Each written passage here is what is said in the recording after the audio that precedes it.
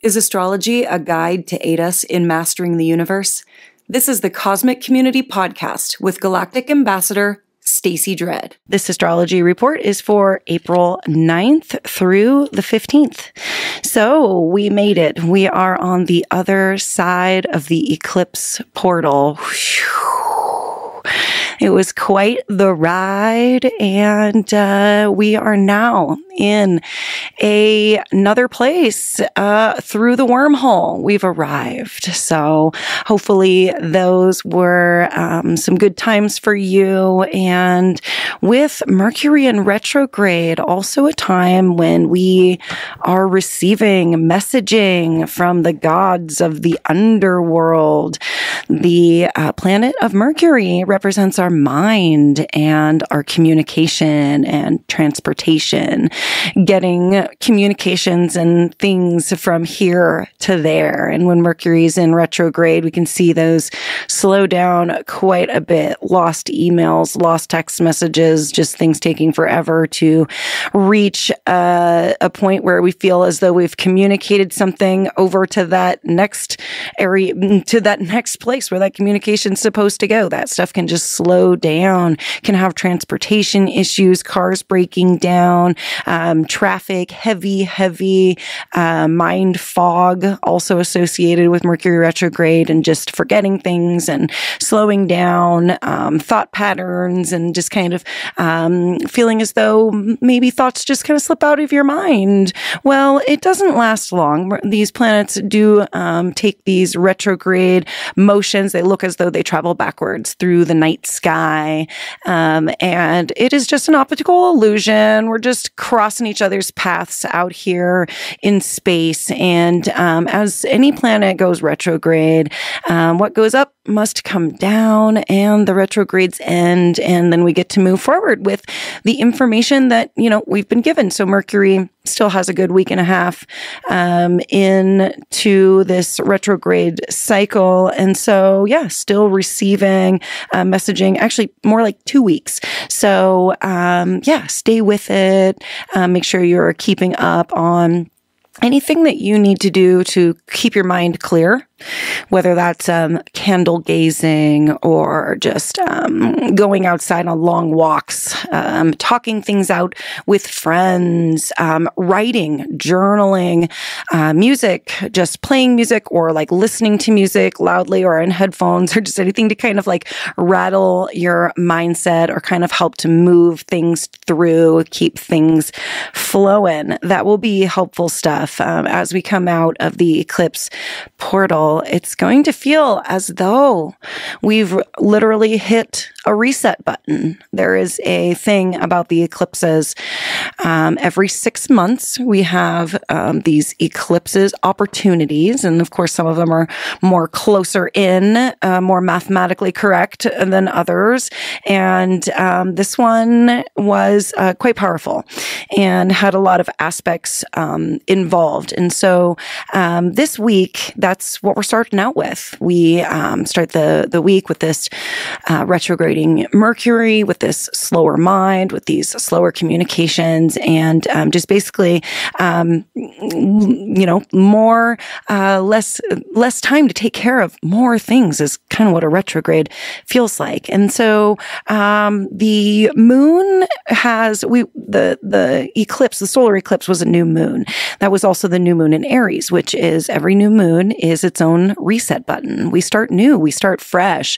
Aries is the first sign of the zodiac, so always wants to instigate and initiate new things. This is coming at a time where this eclipse has taken place in Aries, and then we have the moon moved out on April 9th, moved out of Aries. The moon has moved on into Taurus. And so we kind of feel as though, since the moon represents our feelings, we feel as though we've kind of, finally moved on from that real big, heavy Aries energy with everything happening in Aries, including the Mercury retrograde. And so on April 10th, the moon is going to move through Taurus and come into a conjunction. It's going to come through and make contact with these two planets that are very near each other and almost in a conjunction themselves. So when the planets cross each other's paths in the sky, it's a conjunction. Their energies blend together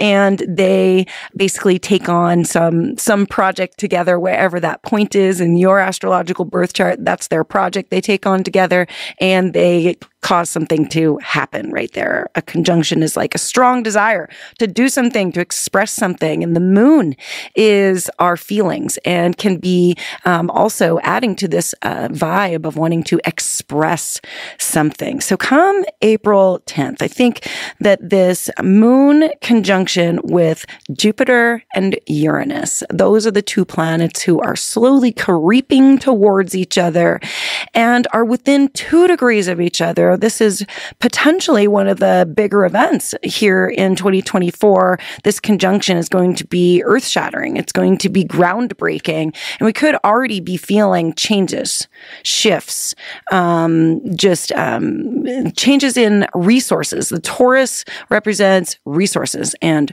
tools and our financial wealth, our material wealth, our assets, the things that we build material belongings in our life, Taurus represents.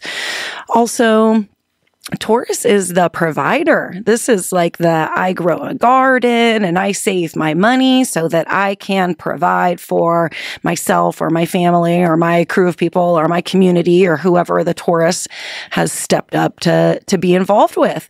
And Taurus is also a pretty slow moving sign, doesn't like to be forced to do anything. So these could be tough changes. This could be like, we don't actually feel that good about these changes that are coming in and they're happening fast. And with Jupiter involved, we don't have to be, Jupiter is super benevolent. Jupiter is one of the most benevolent planets, literally going to come through, make this conjunction with Uranus and is going to bring an aspect of like good luck and good fortune and optimism and enthusiasm. But of course, every planet has different expressions. We have the higher vibrational expressions and the lower vibrational expressions. And Jupiter can be an exploder and can be an exaggerator and can also be like a seismic action and almost splatter things all over the place, being too big. So with Jupiter involved, this is sort of pushing things over the top. And Jupiter and Uranus are two of the strongest electric popping energies. This is like big things happen and they make things happen really fast. And so, yeah, this is what we are creeping up on this week with the moon is going to give us on April 10th, sort of a sneak peek to what this conjunction is going to be about. And this is at 21 degrees of Taurus. So look in your birth chart and see where this biggest conjunction of the entire year of 2024 is going to fall for you and which house that's in and how that is going to play out in your own personal life. You can gain some details there from your own birth chart. On the same day, we have another planetary conjunction. This is between the planet of Mars, our warrior spirit, and Saturn. This is the father figure of the sky, the sort of responsible entity, making sure that we are getting things done the way that we need to and doing them in a timely manner and setting healthy boundaries for ourselves.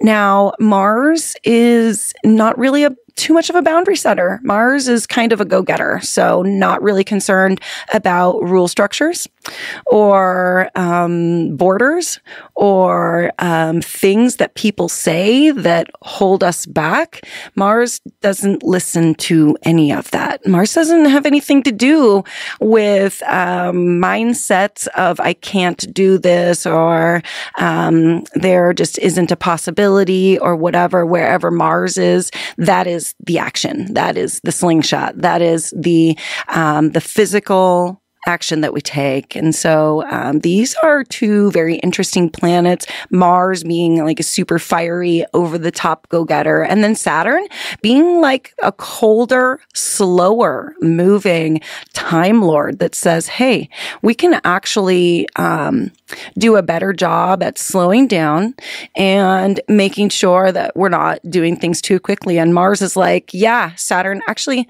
we can go ahead and just do this right now and then be done with it. So you can see how these energies are conflicting. Again, look in your own astrological birth chart for where this is going to take place, about 15 degrees of Pisces.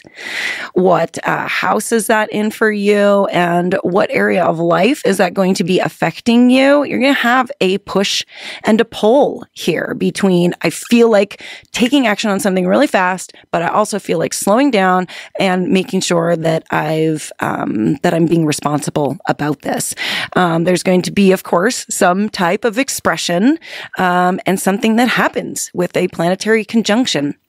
In Pisces already, just the Pisces influence is about endings. We have been through so many endings and so much closure, and there is still little bits to come. We still have Mars, Saturn, Neptune in the sign of Pisces, 12th sign of the zodiac, saying, hey, we need to end something. Something needs to come to a close because Aries is coming up soon and we're going to have that new beginning.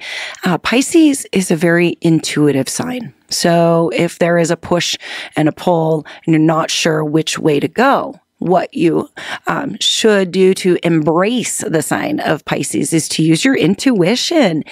Anything that you can do to use your intuition. What type of intuition do you, there is just meditating and letting the intuitive messages come to you. There is asking yourself, closing your mind down, spilling out everything, emptying your mind, and then asking your ancestral guides, your spirit guides questions. And then the things that come up in that first 5 seconds, that's your intuition. Those are the guides speaking to you. There are also divination. You can use divination with books or with tarot cards or with basically anything that means anything to you. You can do it with a bag of marbles, as long as each of those marbles represents something unique to you that you can take a message out of. So the idea with divination is you bless the objects that you're using, whether that's a book or these marbles, and then you ask for benevolent guidance, and then you ask your question, and then you reach in and point to a page and read it, and that's the message that you're supposed to receive. Open your tarot box to a card, and that's the answer to your question. You pick out the marble out of the bag, and that is indeed the message coming through for you there. So different ways to use our intuition, but it's going to be really, really important to do so. Mars is the physical body. And so our body is going to be really talking to us as Mars is finishing out in Pisces. We will be feeling our physical body yelling things out to us, speaking to us. And this is the time to receive those messages. And even if we don't have time to necessarily take action on some of that stuff right at this moment, we've received the message. We've made that note for ourselves in the past, and we are going to be able to apply our time and energy and creativity and more intuition to that later on when our energy is ripe to come back to that. So just because we work with messaging doesn't necessarily mean that we take action on it right away. That's like a really good thing about making notes for yourself, journaling, writing poetry, anything like that, and dating it. Make sure you're putting a date, because that's a really good way to go back and look at some of this stuff and make conjectures on patterns that are happening for you in your life. Moving on to April 11th, this is the day when the moon is going to enter Gemini. So we're going to have a shift of focus out of that Taurus mindset of material possessions and tools and resources and how I'm providing. And we move into Gemini, which Gemini is about then having interactions. This is an air sign. This is then using those tools and using what you have available to then have these interactions with your sisters and brothers and make these close connections, these one-on-one connections. When the moon goes into Gemini, we become very curious. We ask a lot of questions, hopefully. And so this is where we gain more information with the moon in Gemini, and we have some feelings also about that information that we're receiving and basing our mood off of some of that. And then the sun is going to come into a combustion with this retrograded planet of Mercury in Aries. And this is going to be, I believe, 21 to 22 degrees of Aries right around this eclipse point. And so another opportunity to receive messaging from the underworld. A retrograded Mercury is a little dark, and there can be some tough messages that come up. This can be also a time when it's really hard for us to keep our mouths closed. The sun is our personal identity. That's our ego. Those are the things we're focused on right here and right now. And Mercury is like our mouth blurting things. And in retrograde, is talking about things from the past too, bringing things up from the past that most likely you thought were done. You thought we're over, but now we've received some updated message about this, and it's again sort of slapping us across the face here with a combustion with the sun. And that's what they call when the planets conjunct, but when one of them is retrograde.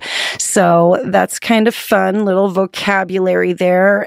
The word combust, though, that's kind of intense and really says to me, what is the potential for April 11th. And so another time to stay very present and to just know that you could be hearing some tough messages. You could be getting you could be hearing some things from the deep that you didn't really want to hear as Mercury is scraping out these parts of our intuition and these parts of our self, Aries, and then sending that message back up to the top. So yeah, very interesting energy right there. April 10th to 11th is going to be like there's going to be a lot happening.